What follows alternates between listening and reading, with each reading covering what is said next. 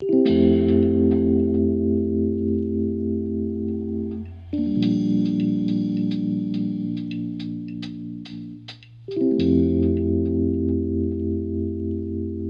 we will go to the written part, and I would like to go on to the next part of today, which is have a look at the developments in the UK.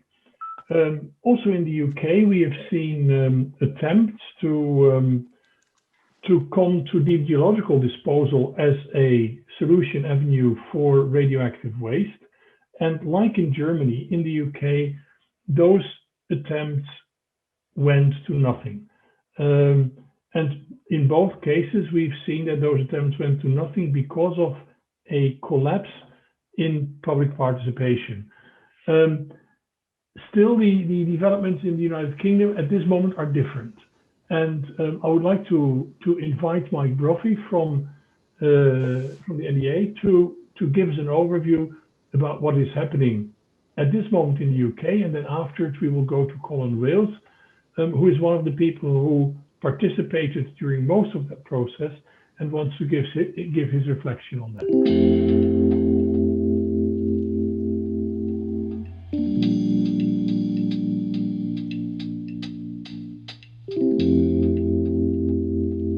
So I'll take a few minutes to explain the current process of geological disposal in the UK. I'm Mike Brophy. I'm head of community engagement at RWM.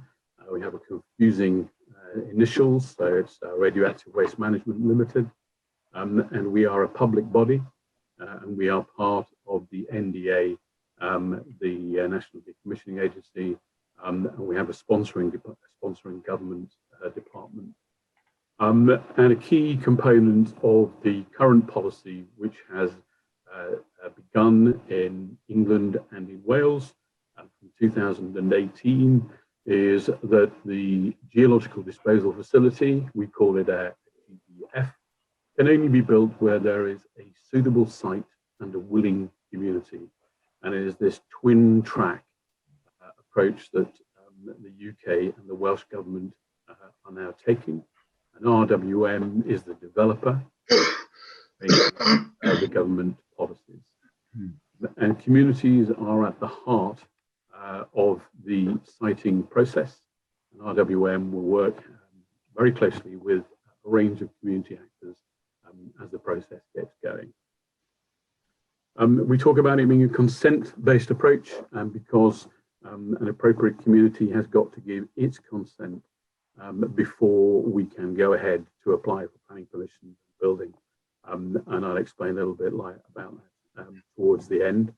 And the consent-based approach is enshrined in some of the documents you see here. The first two to the top left and the middle, the policies from the UK government covering England only, and the Welsh government covering Wales only. So we are not operating in Scotland, we are not operating in Northern Ireland as far as the UK is concerned. And those policies were preceded by a good review between 2013 and 2018 when these policies were published. It was December 2018 for England and January 2019 for Wales. Having a look at what communities meant, what a consent-based approach meant, what were the lessons learned when the previous siting process stopped, there were public consultations about what would be in this policy. And for England, we are working just to this policy from 2018, and in Wales it also refers back to some policies existing from 2015. And we ourselves have produced guidance to help communities understand the process. And in addition, we have done in the UK two other very important lead-in to these policies. One is planning policy for a geological disposal, and that is now in place, and also a review of the whole of the geology in England and Wales and Northern Ireland at a fairly high level, to give people a feel for the three different rock types where a geological disposal facility could go. And there is information at a very simple level, a medium level, and then more detailed level based on those. And all those components are now in place, and the process is beginning. This is a summary which I'll just work through. So everybody has got a different way of showing their journey. We call this the playing field diagram. And we have initially... Mike, can you talk a little bit closer to the microphone, because sometimes you're Sorry, calling. I can. Apologies, I'll try and keep it up. And we start with an interested party, forming then a working group and moving on to community partnerships. And it's at the end of this process that we ask the community to demonstrate that it is a willing host community. And only after this can RWM apply for the nuclear, the environmental, and the planning permissions to actually construct the repository. So this is all happening in advance of that. And so the initial discussions are when, what we talk about when people can first come forward. And the policy allows for any individual or any organization to come forward, propose an area for RWM to consider, and we will then have a look at the area. We will have a conversation with them.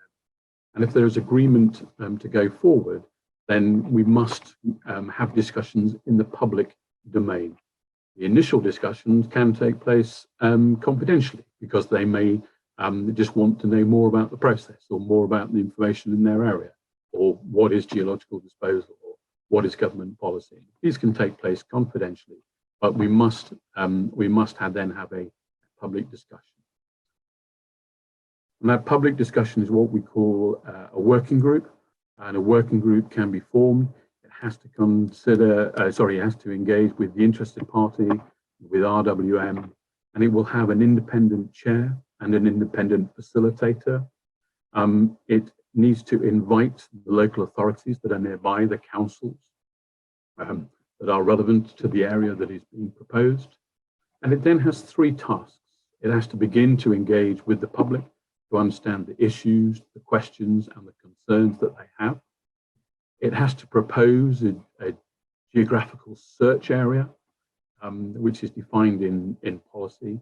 And that is the area in which we can look to site both the surface and subsurface facilities, either on land or off the coast. And it also identifies members from that could reflect that community, that can be on what's called the community partnership, which is the more long-lasting engagement process with our community. The working group we expect to be fairly short-lived, let's say 6 to 12 months, and the working group can invite other people or other organizations to be members of it, or it can co-opt them if it wants to do so, but is meant to be a sort of task finish group with those three clear tasks to complete.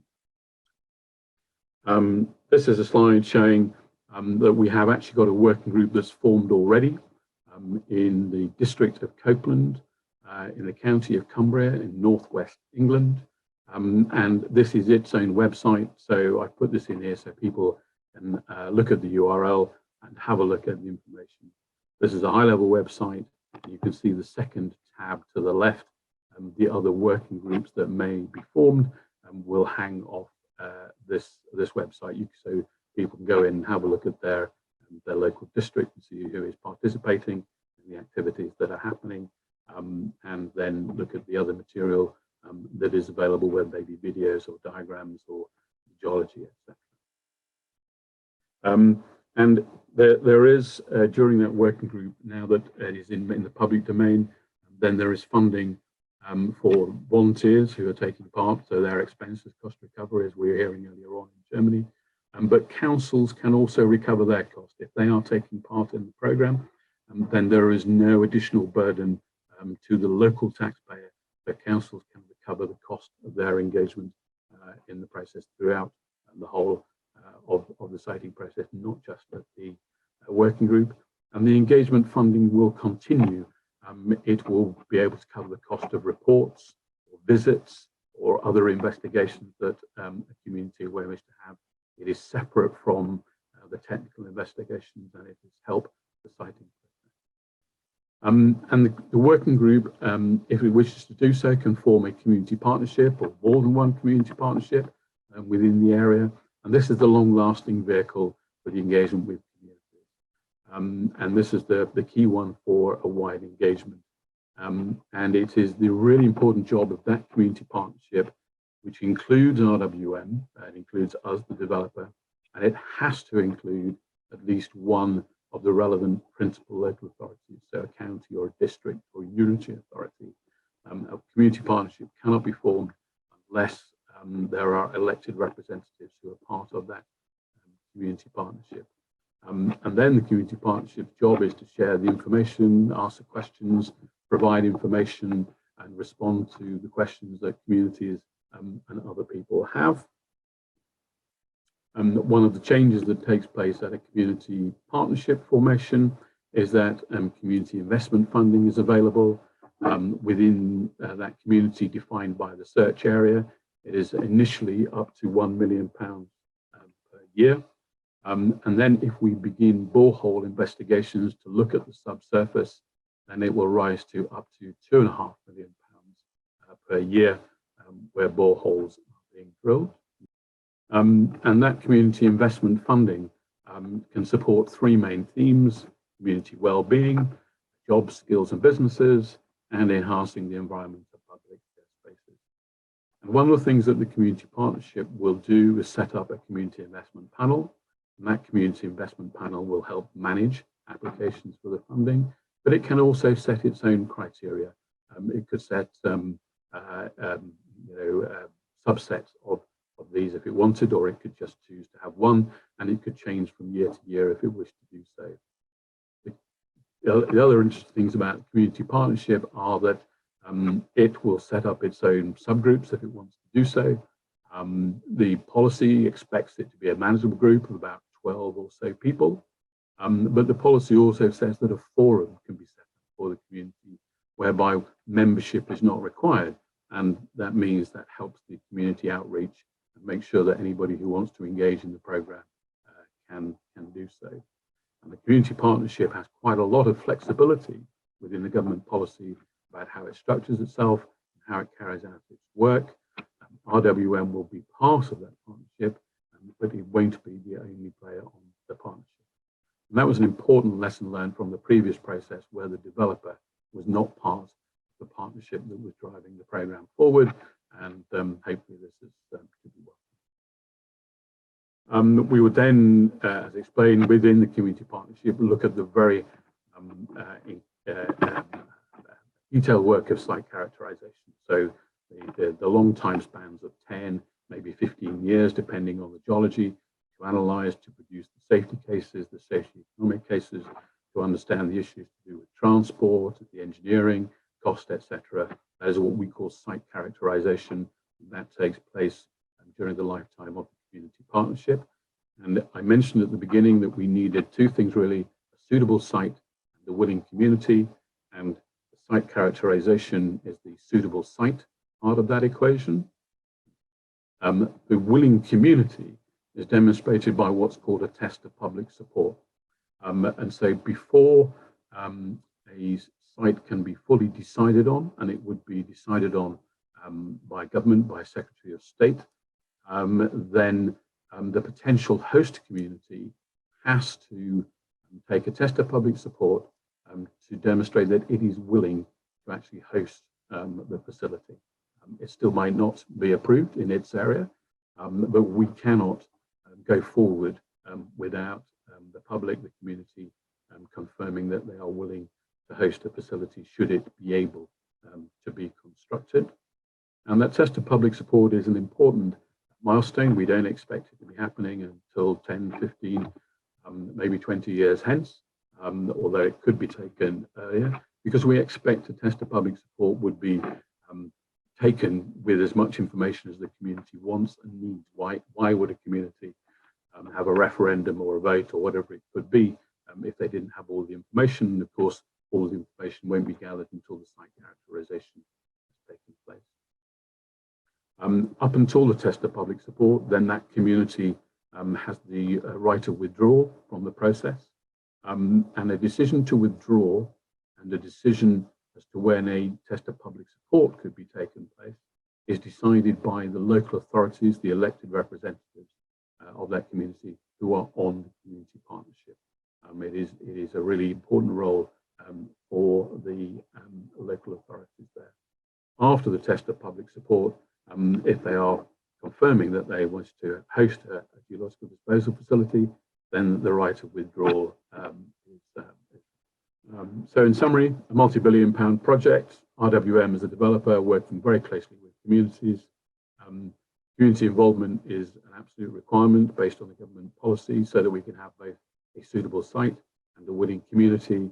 And as the site characterization and community partnership work develop, then there is a chance for those communities to work with us and others to create a vision for what they would like for their area should the repository come. And I think the last slide just gives my contact details, and I'm very happy to provide more information.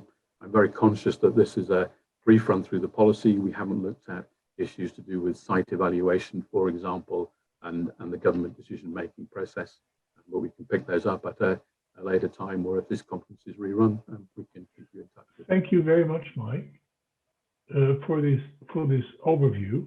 I would now like to ask Colin Wales to. Colin, I cannot see your camera. I do not know whether it is functioning, but I would like to ask Colin Wales now to give his point of view as somebody who has been active in Cumbria for a long time. And is looking now also to what that means in future.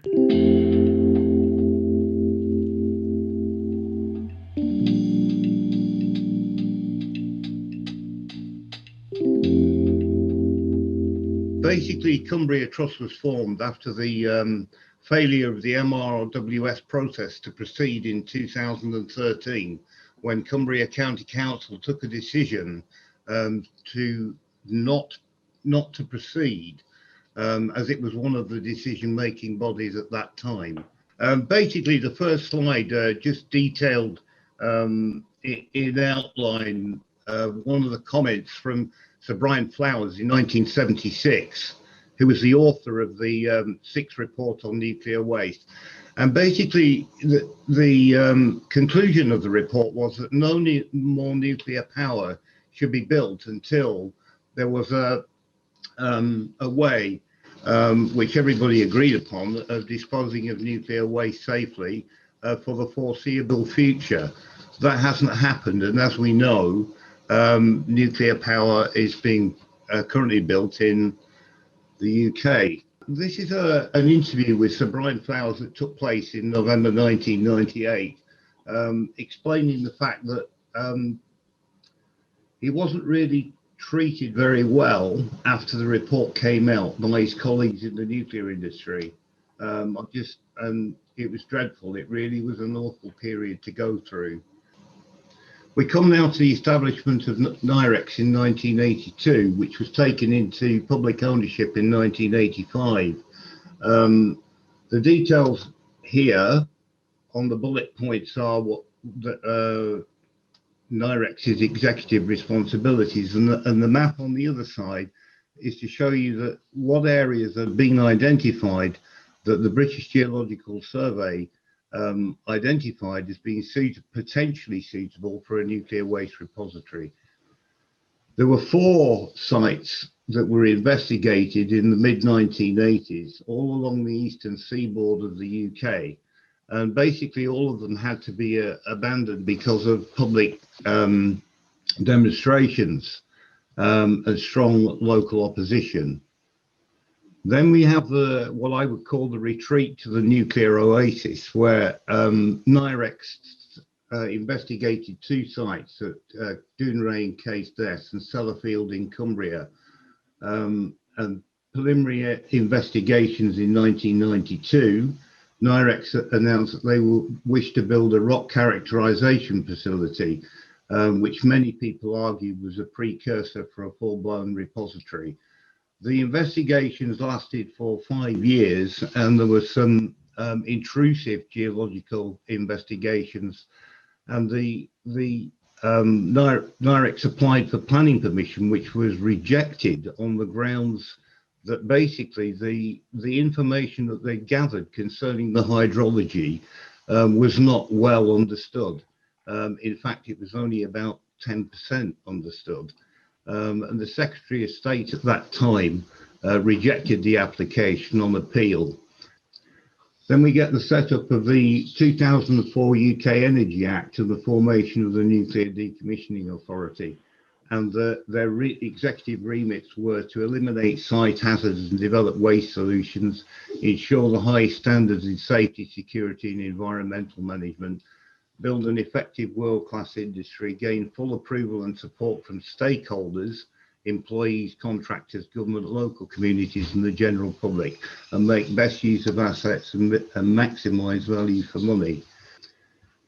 So during this time, nuclear waste continues to build up at Sellafield. And I think that the important point here to note is that in 2013, this is point 2, a critical public accounts committee report stated that the private consortium managing Sellafield had failed to reduce costs and delays, and that the operating budget had increased significantly. Sellafield was subsequently taken back in 2016 and is now under the direct management of the NDA. Waste continues to build up, and the report outlined that detailed that hazardous radioactive waste is housed in buildings which pose an intolerable risk to people and the environment. And that while that risk is, and Cumbria Trust accepts that risk is being reduced, and considerable achievements have been made in the reduction of that risk, it nevertheless remains. The history of government's attempts to bury nuclear waste has been at best opaque and at worst deeply troubling. As recently as 2004, it advocated grooming local politicians. This was a piece that was taken from a Freedom of Information request. I think we made that, there is the FOI response. And you'll notice from the previous page what the objectives were at that particular time. So this is the case of the local MP who, after the NIREX, the failed NIREX attempt at Longland Farm, felt that there was some kind of vendetta against him. And as you can see, his comments from the local press were, "NIREX will never dig another sod of turf in West Cumbria." That was made in 2006 and published by the local press in 2006. So Mr. Reid actually said the experience of NIREX endured by my community in the mid-1990s was so wretched that I was minded to entitle this debate Fear and Loathing. This was a debate in the House of Commons. Subsequently, in 2017, Mr. Reid has announced he stepped down as an MP, and he's subsequently gone to work for the Nuclear Decommissioning Authority. I think in management somewhere, I'm not quite sure. So in 2008 to 13, we get the last of the failed processes managing radioactive waste safely. This was a volunteerism community partnership approach. So you identified the types of community, the host community, decision-making bodies, which in this case were 2 local councils and a higher tier local authority, Cumbria County Council. And they were the decision-making bodies in the MRWS process. So the key features were an expression of interest, a decision to participate, the right of withdrawal, and an engagement package covering costs. This is very similar to the process that's been advocated today that we've just heard from. So we've got improved local training, skills development, education, investment, or basically all the attributes that was pointed out by the previous speaker, Mike Brophy, in the new process were instrumental in and applied to the last process, the MRWS process. So basically, this was the route, which is not really dissimilar to the new process working with communities that the NDA are starting with currently. You had to have an expression of interest. Then there was a subsurface unsuitability test, advised the community not suitable. That never happened. Community consideration leading to a decision to participate. A test of local support. Well, in this case, the test of local support was a consultation responses and a telephone poll. There was no referendum. So we have here the two communities that were involved, Allerdale and Copeland, that you can see on the map, and you have the whole of Cumbria there. Now, the third decision-making body was Cumbria County Council, which contained all of the 6 local authority areas. The Lake District National Park, as most people will know, is within Cumbria and covers a vast area of Cumbria. The Lake District National Park were actually excluded from any decision-making process. So if it had been decided to proceed, there could have been intrusive investigations into what is now a World Heritage Site.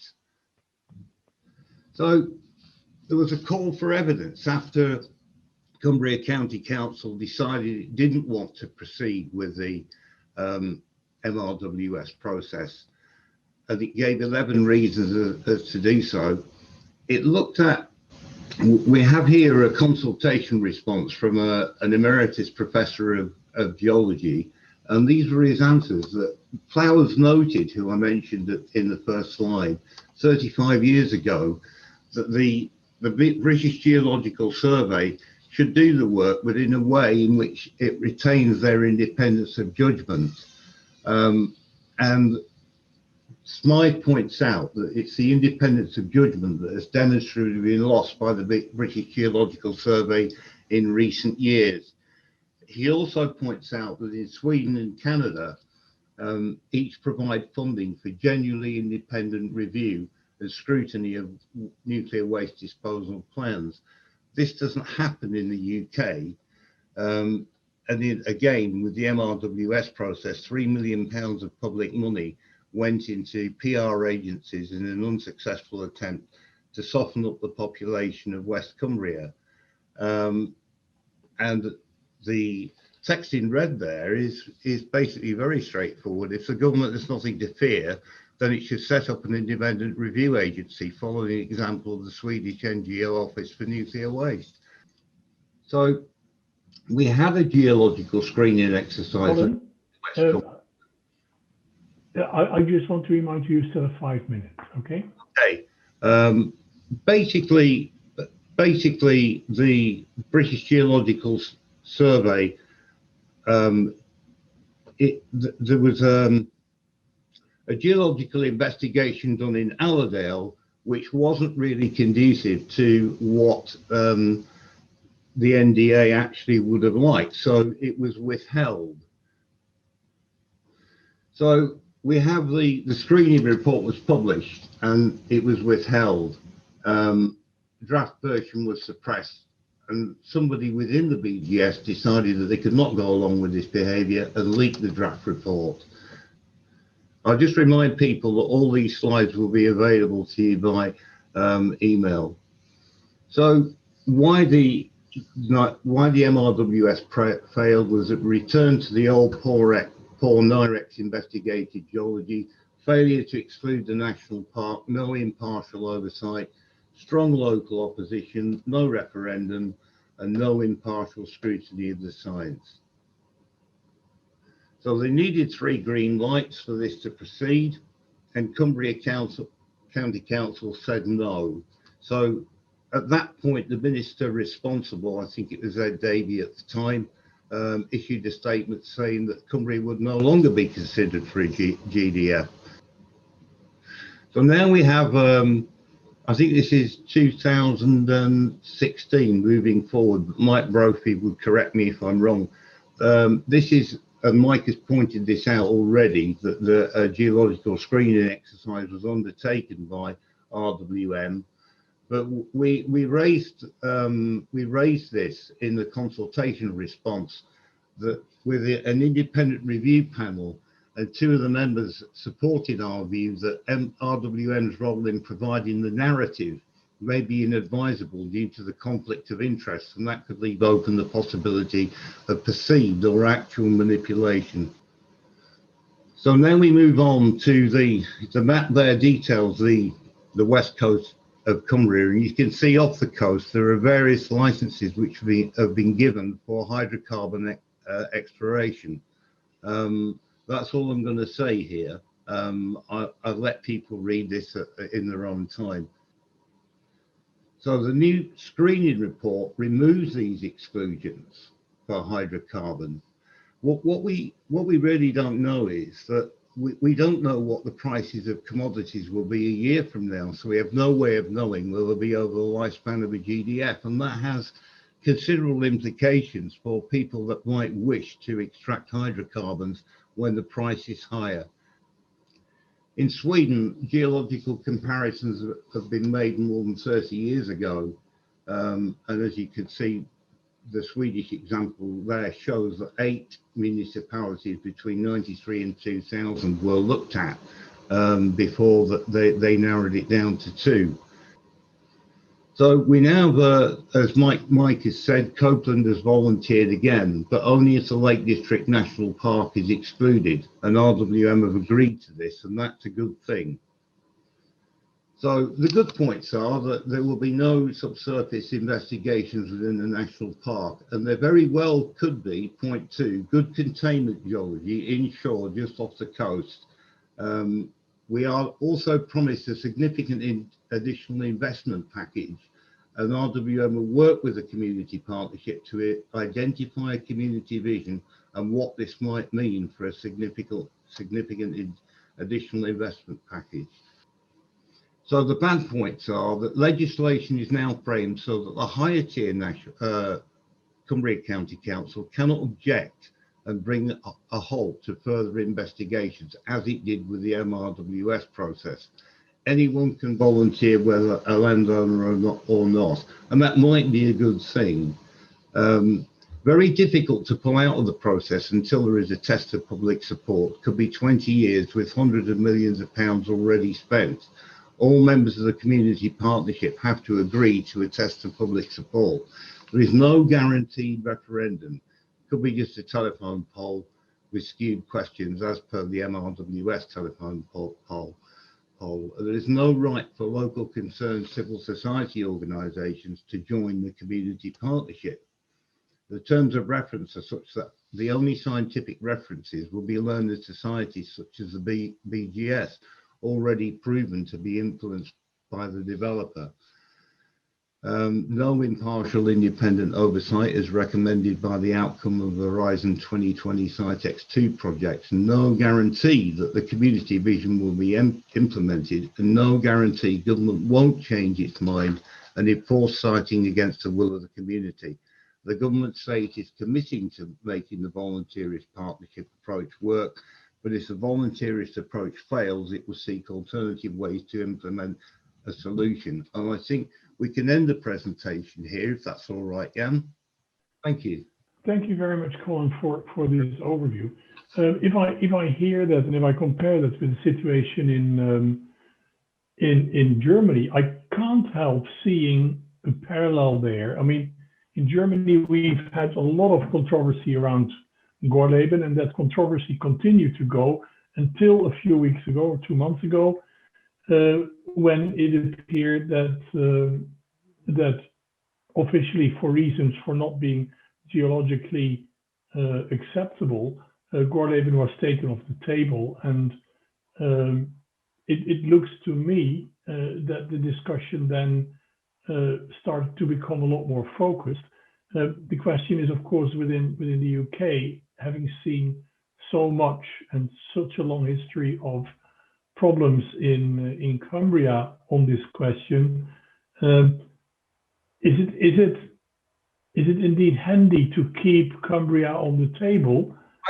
I think probably it is, and for this reason that there are quite a number of independent geologists that do believe that there could well be inshore up to 22 kilometres from the coast a good body of containment geology, and I think that given the balance of risks, where we have a huge amount of radioactive waste stored on site and at the surface, I think it is a good thing that if such geology exists, we should know about it. Yeah, what David Lowry puts in there in the questions is, yeah, if you do that, I mean, you plan to have 22 kilometers of tunnels under the Irish Sea. Is that compatible with agreements signed by the UK government to protect the oceanic environment? I mean, isn't going undersea making it a lot more complicated?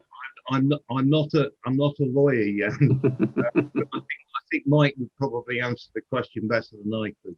I can answer it partially, I think. So the answer, of course, is if there are international conventions, then absolutely we have to meet the law that the UK government has signed up to, and that there will be many more examples of this. For example, if there are marine protection zones, or if there are Ramsar sites, or if there are areas of outstanding natural beauty, then those environmental issues will need to be taken into account.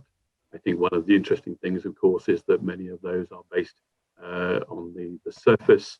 We will be 200 to 1,000 meters below the surface, but the evaluation criteria that we work to, we have 6 main ones, are all based back in primary legislation.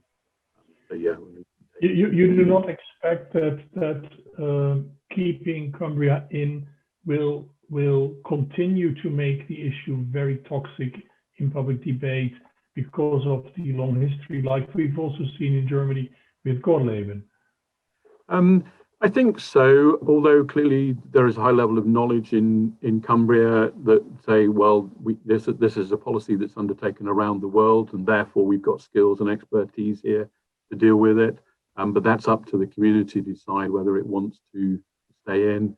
I think the other point about geology is that the geology off the coast, and as David said, as Colin said, we can go up to 22 kilometers offshore. Off the coast, rather, it's the inshore area up to 22 kilometers. The geology off the coast in that inshore area is very different from on land. You've got the hard, higher strength rock on land, and you've got very little of that off the coast, and it is more lower strength sedimentary and evaporite rock. So the inshore area off the coast has got a different geology to on land in the area. David Lowry had another question to you, Mike. He was wondering, he said, well, there is a lot of talk about compensation for local communities. There is no talk about compensation for communities along transport routes from red waste storage and packaging sites towards a final depository site. The question is then, will such things not come into consideration, that the potential negative sides can be compensated not only for those directly on the site, but also outside? Or could it be then perceived by people locally like we are bribed off, and it's not a compensation? Yeah, so the policy doesn't mention compensation at all, so that's not there. And at the moment, the government's position is that nuclear waste or radioactive waste has been transported across the country for a good number of years, and therefore there is no change in that position. And the other aspect, of course, is because we don't know where the site is yet, it would be very difficult to open those discussions. I think we understand the principle, but at the moment that would be for the government to alter their view. And there is another question which I can perhaps rope into this, which is about the challenge. That's the sort of challenge that we would expect from people who are looking at this, and therefore something that we should respond to during the community partnership part of the program. Jan, if I'm sorry, go on. Mm-hmm. Were you going to ask another question? I was going to go on to a subject. So if you want to follow up on this, just can I just answer a question which unfortunately pressed the wrong button on, and it looks like I've answered it and I haven't. But if I do so now, then that will keep the record keeping for Honorine intact. So Liebske asked a question about, does willing community imply a veto right for communities? And unfortunately, I was going to come to that now because brilliant. It's not the only question about communities. You see, I think it would be good if we look a bit deeper into that definition of what is a community. And indeed, the first question is, does a willing community imply a veto right for communities? So it does, in that there needs to be a positive, what we call a positive test of public support. So before we can apply, this is for the repository, not for any boreholing, any borehole planning permissions, but before applying for planning permission, for nuclear and for environmental licenses, then there has to be this public test of support by the community. And unless that is positive, i.e. the community is willing to host the facility, then we will not be able to apply for planning permissions in that area. So now the word willing communities, of course, is a difficult term. Do you anticipate in the UK also challenges as I have seen in Germany? Yeah, so I think it's important to realise that the willingness is a difficult term, but the willingness is defined very clearly in that policy, that there is a test, whether it's a referendum or voting, and then the willingness is expressed as a result of that. The communities do not have to be willing until that point, in one sense. I think my main concern in this is that we may get 15 years down the line with the expenditure of what could potentially be 7 to 9 figure sums, and you end up with not having a willing community. My experience with government in radioactive waste management policy is that it will change its mind to suit its objectives. So you have a situation, or you could have a situation, where if we accept now that you have to have a willing community, that may not be the case. In 15 years' time, the government could just say, well, I'm sorry, but we spent all this money. It is a good site, and you're going to have it. That's my main concern and worry, that we may get so many years down the line, we expended hundreds of millions of pounds, as was the case with the NIREX investigations, and effectively we're stuck with what could be a policy decision which would be enforced upon us. And while it's all very well to say and to set out now that these are our objectives and this is all enshrined in law, as we all know, the law can change. And that's my... I think that seeing Brexit, I think that on the continent we are very aware of that in the United Kingdom, that laws can change and situations can change in sometimes almost unfathomable speed. Celine Barot was asking Colin, and maybe also, but you want to comment on that after, Colin. What are exactly your expectations from experts? And she explains, as she says, well, I think there is the idea that experts are neutral has proven a myth, and your story also underlines it very much. What do you expect from experts, and how expertise is being used in the decision-making process?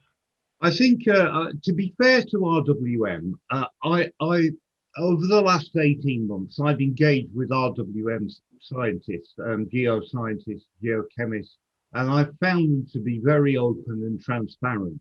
And I think it would be fair to say that the public engagement policy of RWM has changed, has done a volte-face almost. It's very open and very transparent, and I, for one, am glad to see that.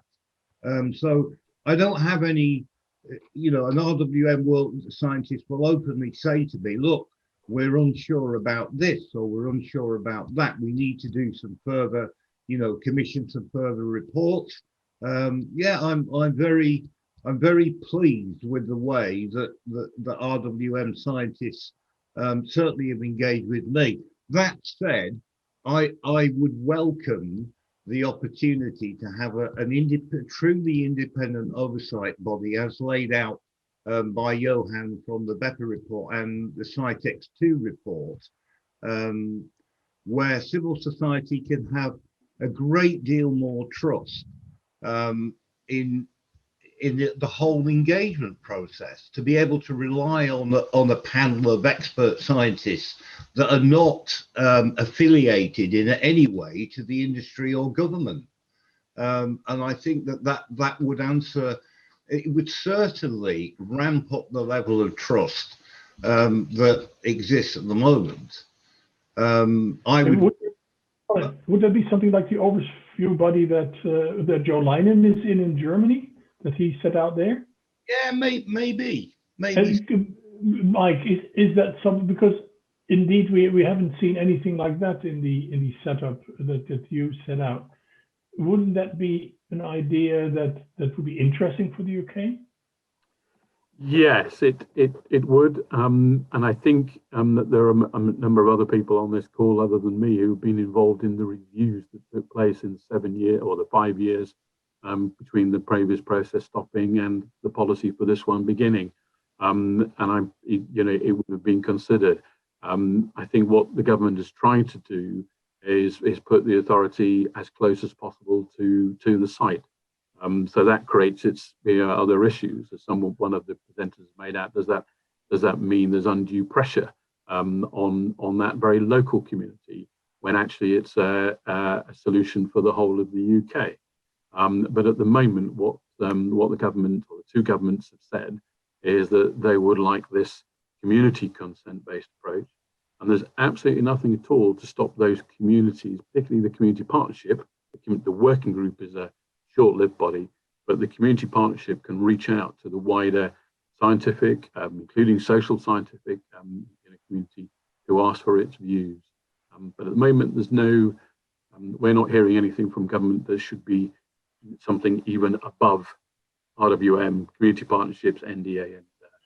No, because the live premium, of course, that Joe Leinen is part of is standing separate from the different stakeholders involved, and is only overview. It's like the role of a nuclear regulator in the nuclear world. It's like an independent process watcher with quite a broad mandate. Yeah. One of the things that's happening in the working group is that there is an independent value of those working groups. And it could be something that could be asked by the community partnership to continue. There's nothing to exclude that element of it, but there's nothing currently in the legislation